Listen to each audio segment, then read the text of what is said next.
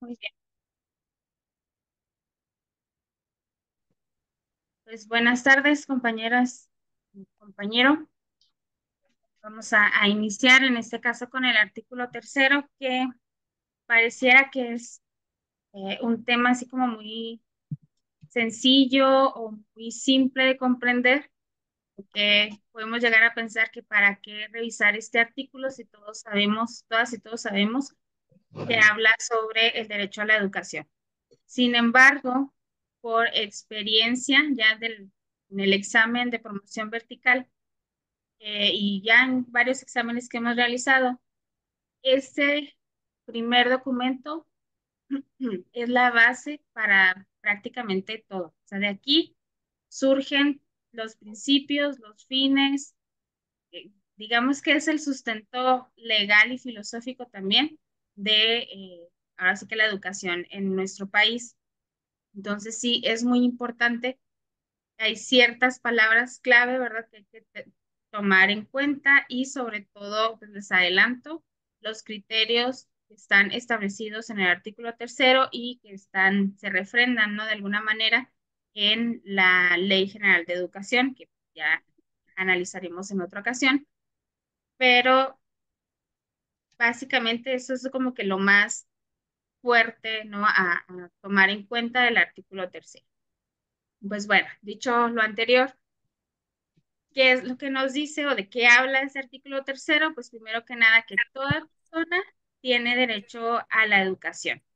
Cuando hablamos de toda persona, es así, así como suena, toda persona, por el simple hecho de ser persona, tiene derecho a la educación. Y aquí entra, bueno, independientemente de si es alguna persona migrante, si tiene o no tiene acta de nacimiento, si sabe o no sabe su nombre, no importa. O sea, aquí lo único es que eres persona y tienes derecho a la educación, por lo tanto, no, no debería de negarse este derecho, ¿no?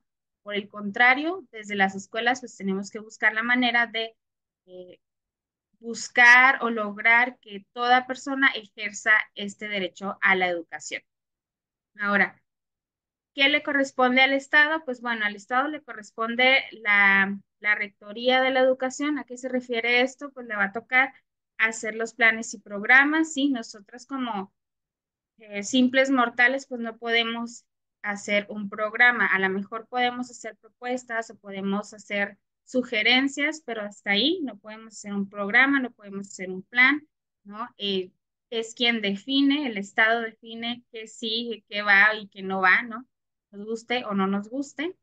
Y finalmente también le corresponde en este caso, pues, tratar de garantizar ese derecho, aunque sabemos que a veces, pues, no alcanza, ¿no?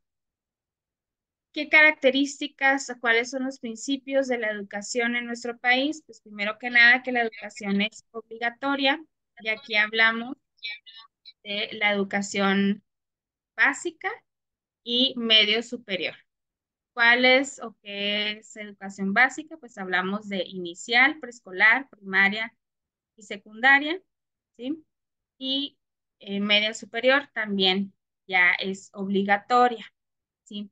Se habla también de la obligatoriedad de la educación superior. Sin embargo, aquí eh, a lo que se refiere es que como Estado van a tratar de garantizar que eh, existan, ¿no?, las universidades suficientes para la población, ¿sí? Es universal. Aquí en este principio de lo universal se refiere a que tanto en Yucatán como en Sonora, como en Chihuahua, independientemente de donde estemos, se va a trabajar, se va a buscar que se trabaje el mismo plan y programa, ¿sí? Ahorita con la nueva escuela mexicana, pues sí nos da oportunidad de codiseño. Sin embargo, tenemos un programa base, un programa sintético que es igual para todo el país. Será pública. Sí, aquí no es de que ay, no te puedo, ahora sí que cualquier persona puede ingresar, no se puede negar el acceso.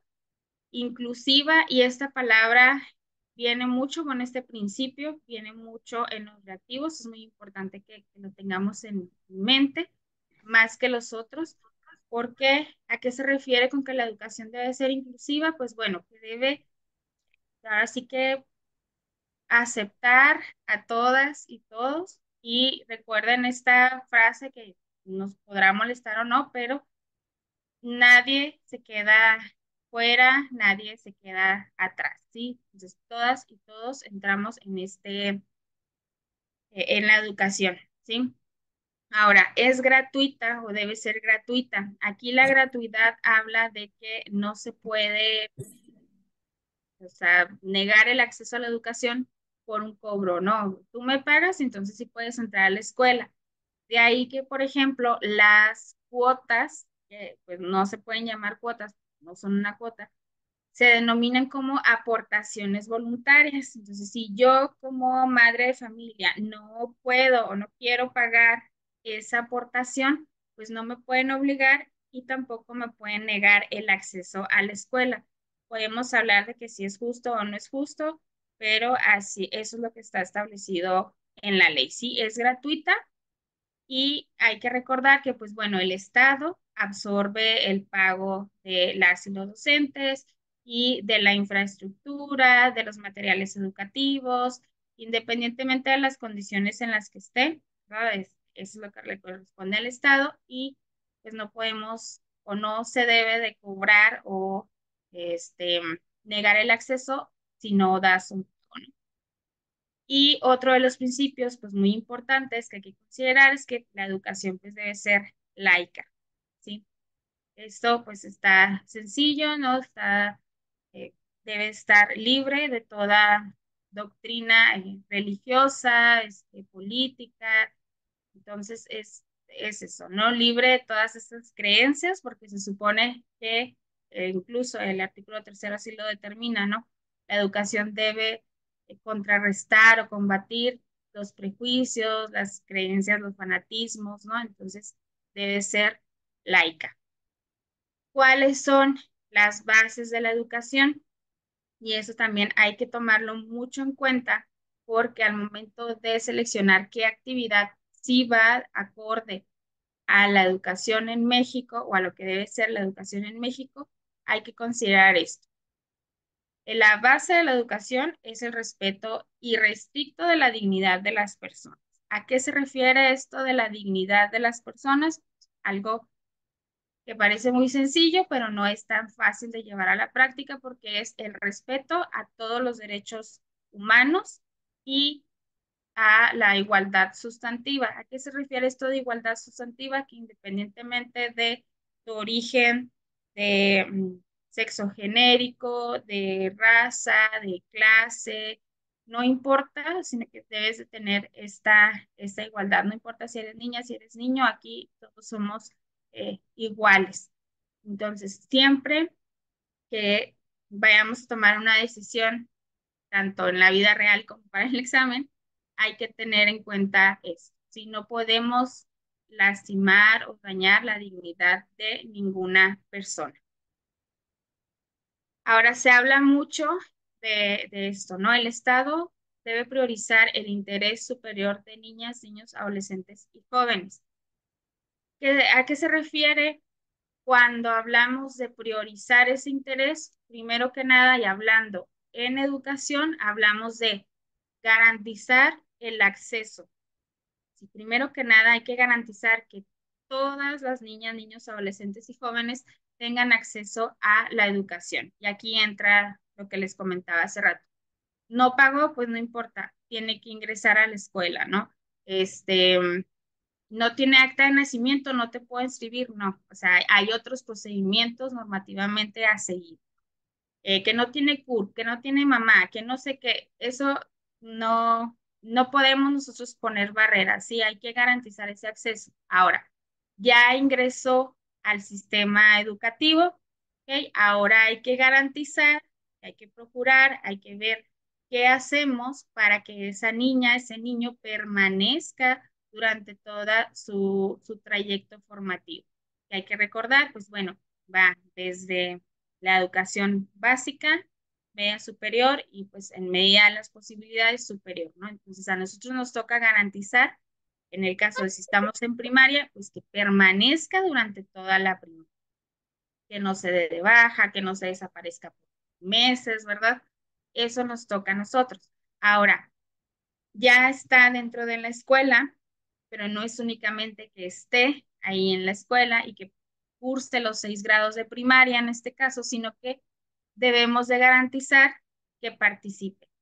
Y aquí entran todas las actividades en las que niñas y niños tienen voz y voto, que pueden opinar, que dentro del aula realmente tengan una participación activa y no únicamente estén, pues ahora sí que como se escucha feo, pero hay como bultos, ¿no? O nada más pues pasando lista o llevándose o dejándose llevar por la corriente.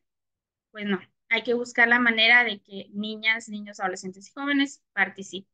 Entonces, a eso se refiere cuando se habla del interés superior de niñas, niños, adolescentes y jóvenes, es el acceso, la permanencia y la participación. Ahora, hay un apartado que esto no viene generalmente en los exámenes, pero pues es importante que sepamos dónde está y cómo nos contempla o cómo nos concibe el artículo 3 a maestras y maestros, pues como agentes fundamentales del proceso educativo. Entonces, esa palabrita no creo que venga, pero pues hay que tenerla en mente. Somos agentes fundamentales. Y ahí mismo, ¿no? Se habla de este sistema para la carrera de las maestras y los maestros, que finalmente pues, es lo que nos tiene ahorita aquí, ¿no? Entonces, se habla, se explica del por qué es necesario y que es una manera de revalorizar al docente. Sabemos que no, pero pues ahí está, es lo que tenemos y está establecido o surge también o viene desde el artículo 3. Ahora, respecto a los planes y programas de estudio, que ya entendimos, el Estado es quien los elabora. Entonces, estos programas, los planes y programas deben de tener una perspectiva de género. Y si ustedes se fijan en el programa actual, pues sí se habla bastante desde, o está hecho desde un enfoque de género y pensado en una orientación pues, más integral. ¿Qué se va a incluir o qué deben incluir estos planes y programas? Que a veces no lo vemos tan claro, pero ahí está. Es no se eliminan las ciencias, ahí está, ¿no? O sea, de ciencias, de humanidades, matemáticas, sigue estando presente, la lectoescritura, la literacidad, historia, todos los conocimientos, contenidos que ya sabemos, ¿no? ¿Qué se agrega en este caso? Pues la educación sexual y reproductiva, los estilos de vida saludable y el cuidado del medio ambiente. Eso es algo pues, que no estaba antes, pero aquí de ahí que vengan ciertos contenidos que a veces imagino esto de dónde salió, sale del artículo 3. Claro que en los programas y planes pues está más desarrollado, ¿no? Ahora, esto es los criterios que voy a mencionar a continuación, es donde deben enfocar más su atención, hablando del artículo 3, sí, porque es muy recurrente en el examen. Entonces nos habla que el criterio que va a orientar la educación, que les mencionaba hace rato, se basará primero que nada en los resultados del progreso científico, debe luchar contra la ignorancia, la servidumbre, los fanatismos y los prejuicios. Ahora, ¿cuáles son esos criterios que me van a llevar a lograr esto? Tenemos primero que la educación debe ser democrática, y aquí entendiendo la democracia no como esto de, levanto la mano o ir a votar. No, la democracia entendida como estar en una constante mejoría. Y aquí está, ¿no? No únicamente en lo económico, sino que también en lo social. Y si se fijan, el plan y programas actual se supone que a eso nos llevan a una transformación de nuestra realidad. Entonces, a eso se refiere cuando hablamos de democrático, no se vayan a ir con que ir a votar. Luego está que debe ser nacional. ¿A qué se refiere con que sea nacional? A analizar, que nos lleve a analizar nuestras problemáticas y aprender a resolver nuestras problemáticas desde nuestros propios recursos, ¿no? Saber mantener o lograr más bien una independencia económica, no estar dependiendo de otros países.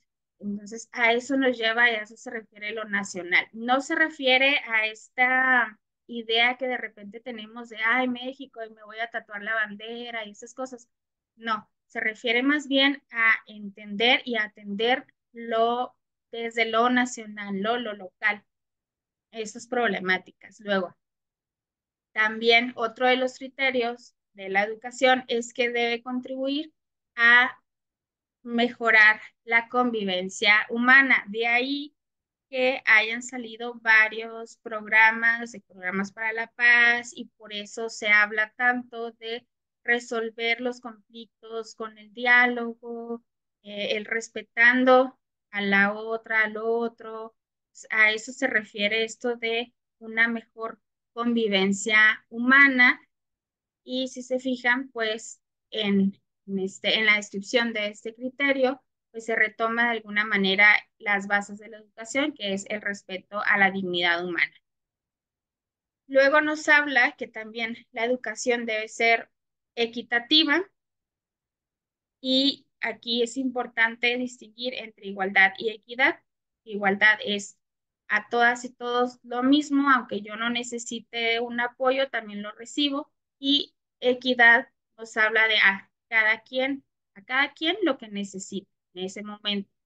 Entonces, para esto, el Estado, ¿qué es lo que hace? Hay que sacar ciertas medidas que se denominan como compensatorias, que me ayudan a que estas personas o las personas que están en mayor desigualdad, pues tengan o alcancen o disminuir, ¿no? En medida de lo posible esa desigualdad, para que puedan concluir con sus estudios, ¿no?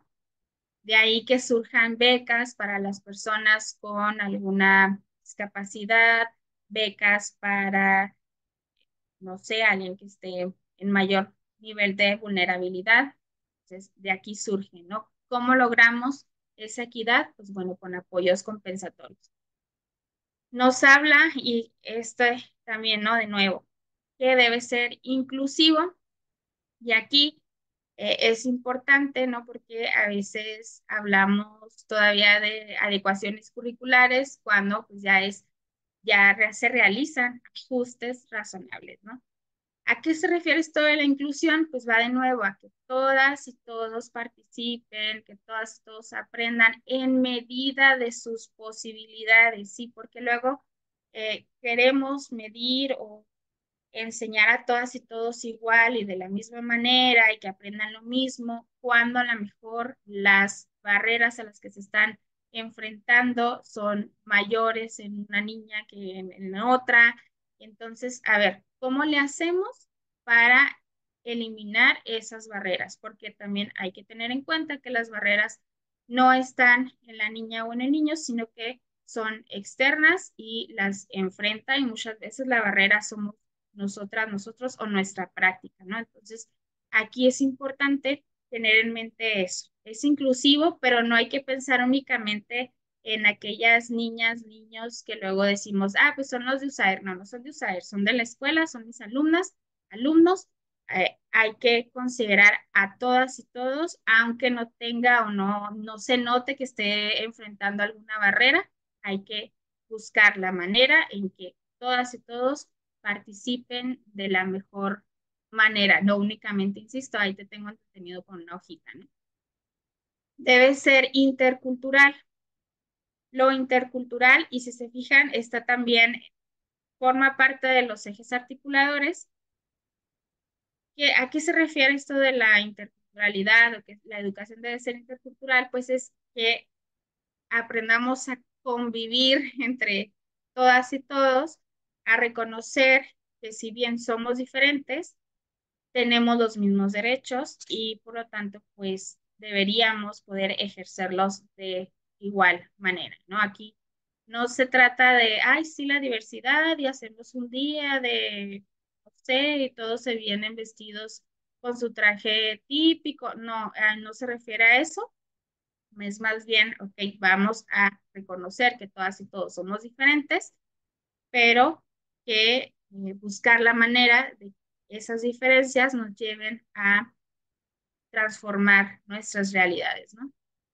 También la educación debe ser integral, y esto de integral es que nos lleve a desarrollar todas nuestras capacidades, habilidades, un desarrollo integral, no únicamente en lo académico, porque a veces nos centramos en eso, sino que también lo emocional, lo físico, de ahí que si ustedes revisan, por ejemplo, el perfil de egreso, nos habla también precisamente de esto, que se busca que niñas y niños desarrollen todas sus capacidades cognitivas, socioemocionales y físicas también. Y de hecho, varios contenidos y varios PDA se enfocan a la motricidad, por ejemplo, algo que tal vez no trabajábamos tanto previamente porque estaba dentro de educación física, pero ahora resulta que no, me lo meten en un campo formativo, entonces también lo debo de trabajar, ¿no?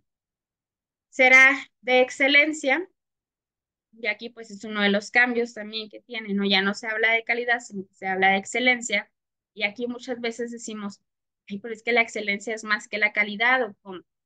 ¿A qué se refiere la excelencia en este artículo tercero? Pues se refiere a que tenemos que estar mejorando, pero tratando de promover que niñas, niños, adolescentes alcancen el máximo logro de aprendizaje. Ojo aquí con esto, no se refiere a que todas y todos, ay, no, si nos vamos a aprendernos todo y vamos a saber un chorro, no. Se refiere a ver, si hablamos también, tomando los otros criterios de inclusión, por ejemplo, yo hasta aquí puedo llegar, entonces debo de buscar la manera en la que impulso a esa niña que ese es su tope, pues cómo le hago para que llegue a ese tope y así, ¿no? Cada quien hasta donde puede llegar, no tratando de unificar a todas. Y también pues se habla de este pensamiento crítico y fortalecer el lazo entre escuela y comunidad. Esos son los criterios que les digo, de verdad, traten no de memorizarlos, pero sí de identificar qué acción va con cada uno de los criterios, porque ese es el tipo de reactivo que viene así muy constante en el examen. Y pues por último, hay que pensar, bueno, desde mi función, ¿cómo garantizo este derecho a la educación? ¿Qué hago para que niñas, niños, adolescentes y jóvenes logren esa o reciban esa educación desde el criterio de excelencia, ¿no? ¿Cómo le hago para que nadie se quede afuera? Aquí es evitar todas esas acciones de exclusión en las que tú no porque eres esto, tú no porque te portaste mal, tú no porque no trajiste la cartulina, ese tipo de cuestiones, pues no van, aunque sucedan en la vida real, al menos para cuestión del examen, pues de preferencia evitarlo, aunque sea lo que nosotros. Yo estoy segura de que aquí no pasa, pero si es lo que ustedes hacen, pues va a estar mal en el examen, ¿no? Y en la vida, pero para el examen no les va a funcionar. Sí, en este caso retomé lo que en la guía, en guías anteriores, han marcado del artículo tercero, porque si bien hay muchísima más información, no se considera para el examen como esto de la educación particular, de quién puede, son situaciones que no nos competen de alguna manera y no va a venir en el examen. Entonces, hasta aquí sería el tema.